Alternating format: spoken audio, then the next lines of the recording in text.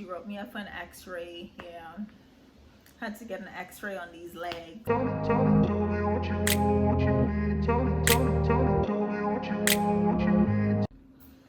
Hey, what's up you guys? It's your girl Renika from Nursing Crafts, and I'm back with another video. I've been MIA for a minute, but I'm trying to stay consistent. So this time it's going to be a video on how my my 2-year-old patient sent me to the ER. So stay tuned to find out this story. So y'all, don't mind me laughing now because it surely wasn't funny at the time when it happened. Okay, so this is a very, very, very recent story.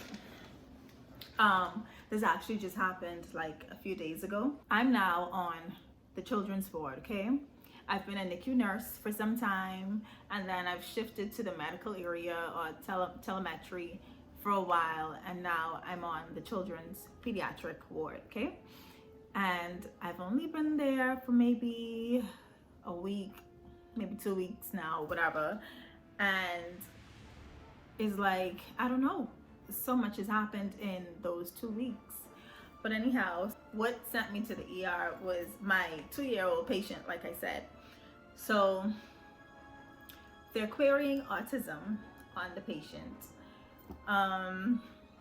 That's number one. Okay, so I've been dealing with this patient all day. So apart from my other patients that I had responsibility for the day, I also had student nurses that I was responsible for. Although they had their own patients, you know, I'm the registered nurse, I'm the nurse in charge basically, and so I'm still there to oversee them. So, you know, all these duties, other tasks and stuff needed to be done, and then here I am with this special needs patient basically, who requires, I would say, special attention, because throughout the day, or let me say from that night, we got on handover that, okay, the patient has been trying to climb over the crib. They said that the nurse caught him basically with one leg over the crib, trying to escape basically. And so he's done the same thing on my shift, and it's not that he wasn't being cared for, watched, monitored properly, because the nurses were right in the room. That's how come they were able to catch him in time to put him back, you know, in the crib, or to stop him from coming out of the crib.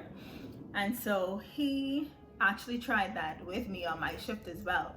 So at this point, I had already taken him to go and get an EEG done, to test to see whether there's any seizure activity going on in the brain. So he had that done.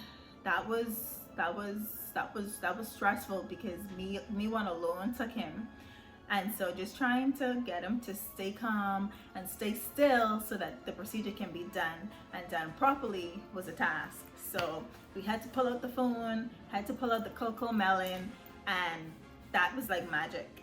So that worked, right? So did that, went back to the ward, put him in his crib. He went to sleep for a while. He would have been NPO. Well, actually he was on, I think, a liquid diet. So he had like apple juice. The doctors wanted him to start, you know, like between a soft to normal diet. And so in the midst of waking him up to do that, we couldn't get him to eat. It's like everything we gave him, he refused basically.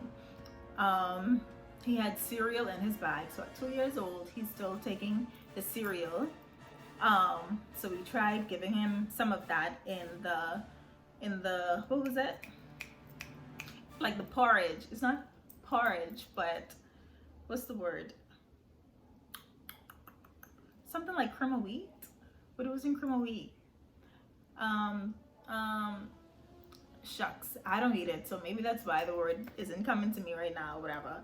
But anyway, we tried mixing the cereal from the can in the porridge, you know, the cereal and rice or whatever, in the porridge to spoon feed him. That didn't work. He wouldn't take it. We tried putting some of the cereal in the pre-made, pre-packaged Enfamil bottles with a nipple, gave it to him. That would not work.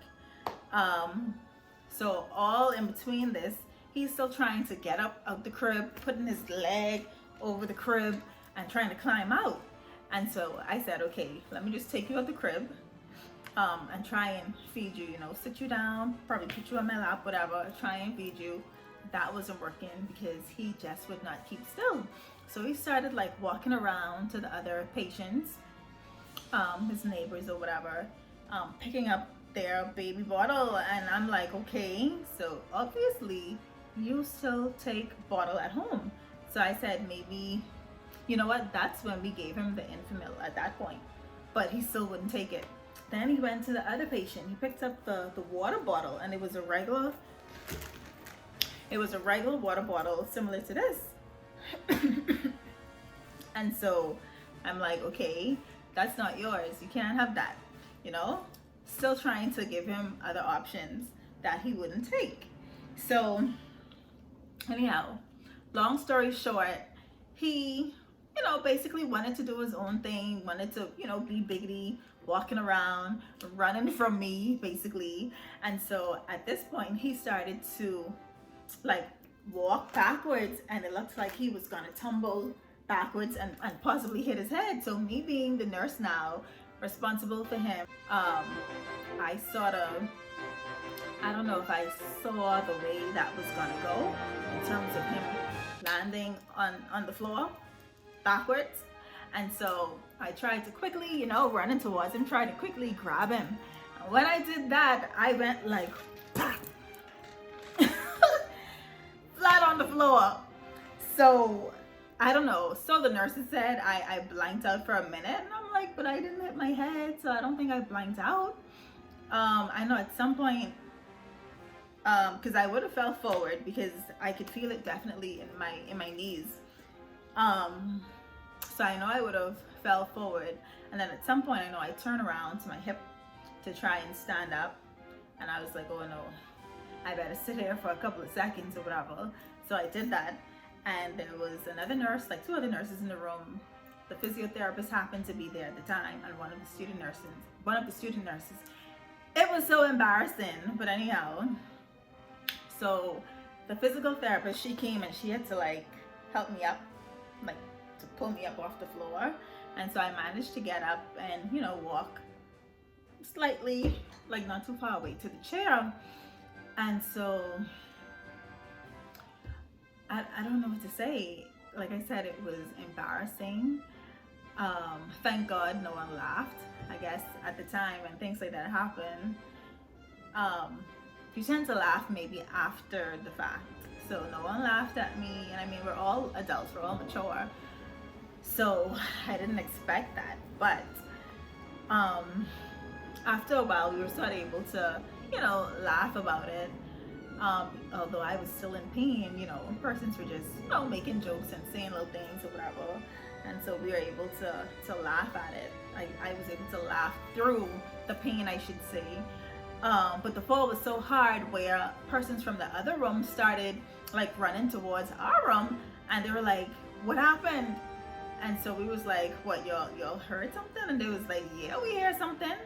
They was like, we was hoping none of the patients drop, or, just trying to figure out what gone down. So we told them that, yes, I fell.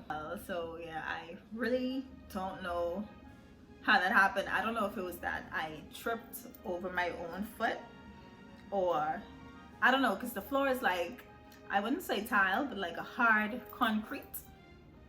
Yeah, like hard concrete. So I ain't gonna lie, that was a hard fall. And so both my legs, this knee, is painful, and more so the ankle on that leg. So I really can't say like what position I even fell in. Like, it's like I fell forward, and maybe one of the legs were folded or bent or something, and maybe I fell on it. I don't know. Excuse me, I have no idea. But anyhow, so I had to write up an incident report form, because that's what we usually do when things happen. Writing down exactly what happened, needed my witnesses to come and verbalize, well, not verbalize, write down also what they saw, and to, sign it. And usually when that happens, just just to keep record. That's for record keeping in the event that something more serious was to happen. So usually when we do that, we have to go to the ER, or what we call A&E, accident and emergency. And so I had to go there to let one of the doctors assess me. So one of the nurses, she was so sweet. She rolled me down in the wheelchair, and I'm like, oh God, I have to go in the wheelchair. But to be honest, I didn't want to go because, like I said, I was sort of ashamed. But at the same time, I don't know if I would have made it all the way to A&E. That would have been a long walk. So she took me in the wheelchair. I don't even want to talk about how ghetto the wheelchair was, but anyhow, she took me in the wheelchair down to A&E, and one of the doctors assessed me, and it was fast service. I would like to shout out that doctor and a particular nurse too, but like I said, I don't really want to call names, but they're probably not watching this video anyhow. So I want to shout them out for, like I said, the swift service. So the doctor, she came, she saw me, she wrote me up for an x-ray. Yeah, had to get an x-ray on these legs, these old legs, on these young legs, let me say that, forever 21. So had to do the x-ray. Mind you, the nurse is still wheeling me all about, so she wheeled me to the x-ray department, got that done quickly. Thankfully there were hardly anyone in there, probably because of the time too. This was like close to the time that I would have been getting off, so I got off at 4. This happened like around maybe 2:30 or so, so probably because of the time of the day too. But anyhow, so I got the x-ray done. The results came back very, very fast, and the doctor, she said that it was okay, you know, the x-ray looked okay. So she wrote me up for some pain meds, muscle relaxers, gave me some days off, and yeah. So that's the story on how my 2-year-old patient sent me to the ER. So he didn't physically assault me or, you know, did anything to me, you know, how could he? But yeah, just trying to catch him to avoid him from falling. I didn't want that to be, if he had fallen, that would have been my responsibility. For one, I was the one that took him out of the crib. Number 2, he was my patient. So I don't know. But that's the story on how my patient sent me to the ER. Thankfully, it wasn't worse. Thankfully, I didn't break any bones, no sprains or anything like that. My feet didn't swell up because the doctor did tell me if they did get swollen to come back. She told me to come back to the ER so that they can bandage it up. I did have a bandage here that I did use, and when I would use it when I got up to walk, and mind you, it did feel much better. So yeah, I don't know, hopefully it's no long-term damage. Yeah. At this age, forever 21, 31 to be exact, you can't be falling. You really can't be falling like that, you know. These bones ain't the way they used to be. This body ain't the way it used to be. But anyhow, so hopefully I can hurry up, heal up, so that I can definitely get back into exercising, or start exercising, I should say. And yeah, but I do want to give you guys another story about how the patient literally put hands on my coworker and sent her to the ER. So that's probably gonna be in another video, so stay tuned for that one. This is the end of story time number 1. And yeah guys, thanks for watching.